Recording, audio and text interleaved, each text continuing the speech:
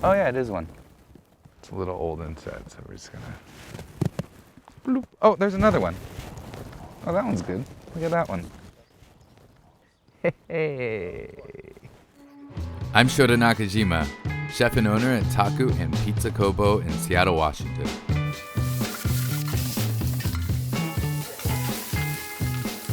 Conditions have been perfect for morels, so I'm heading up to meet my friend and mentor, Dan.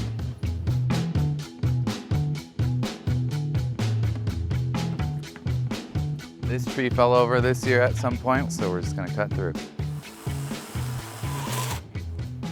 Hey, good to hang out, dude. I know, it's like our first forage of the year, isn't it? Right? I'm out here in the woods picking morels with Dan, and this is something we do on our days off, try to get out here, get out of the city. And A little bit of forest therapy. yeah. If we find mushrooms, that's great. If not, we got out into the woods and had a great time.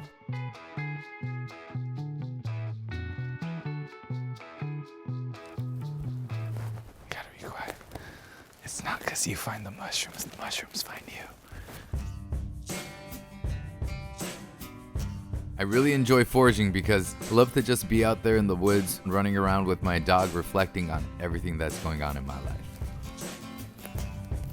This is a perfect example of mountain natural morel habitat with the downed trees, the sloping hill where there's been snowpack, there's some grass to mud interface. They really like those areas. Then it's also about disturbance, and there can be lots of different types of disturbances, whether or not it be snowpack where snow melted, trees dying from beetle kill, fire, old fires. One of the plants that we look for when we're out here as an indicator is the calypso orchid. So when you find that flower around, you know you're in the right place, or at least it's the right time of year. Oh yeah, it is one. Oh, but it's old and sad. It's a little old inside, so we're just gonna bloop. Oh, there's another one. Oh, that one's good. Look at that one. So one way to tell if a morel is right in prime is the bottom part. Once it starts to pass prime, it starts to get a little bit darker, flimsier, but this one's still nice and sturdy. You can see the inside, there's no bug bites, which means it's gonna be fresh and yummy. So this is a natural morel. This is a cinder you can see because the bottom's flat and it's this nice shape. A lot of times the bottom is a little bit lighter and then it's a gradient color to the top. And these are one of the prized ones.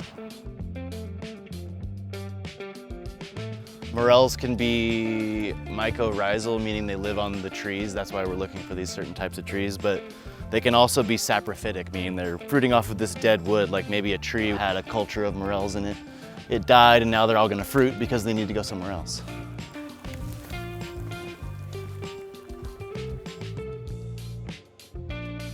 That's a stuffer. You're morally obligated. Yeah. Dan's gone, but we got the morels and Dodger, so we're gonna start cooking some snacks. We got this nice charcoal going, so we're gonna go ahead and get this cast iron warmed up while we cut our vegetables.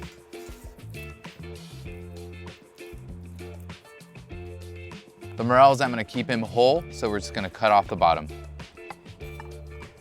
Ramps, the bottom part, I'm gonna chop up small, and the top part, I'm gonna chiffonade it. The bracken is blanched and just chopped into 1 bite size. The garlic, I'm gonna mince it up. Lemon, cut in half to grill it later. Thai basil, rip it up for garnish. The next step is cooking. It's gonna be putting a little oil in the pan and then cooking the morels. The thing about morels is you really wanna cook it. It's very hard to overcook because surprisingly, it holds its shape really well. And once that starts cooking, I'm gonna add the bottom of the ramps, and a few minutes later, the bracken and the elephant garlic and the rosemary with the butter. Bracken is another spring ingredient, which is this one. It's very tart, so one thing I like to do, which my mom taught me, was add a little baking soda, hay ash, and hot water overnight. When you check it the next day, it's gonna be all yellow and orange, and you're gonna wanna get that out. I'm gonna sear it almost with a little bit of teriyaki sauce. I'm searing the lemon because it has this nice umami, pungent funk to it.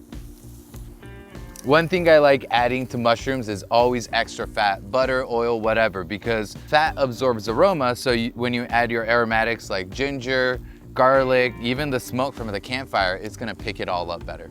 I'm looking for that nice golden brown color, but making sure that temperature isn't too hot so the rest of the ingredients, especially garlic, doesn't burn up.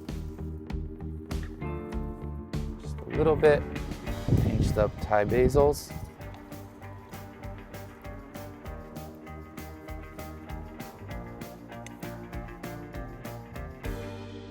Teriyaki campfire morels.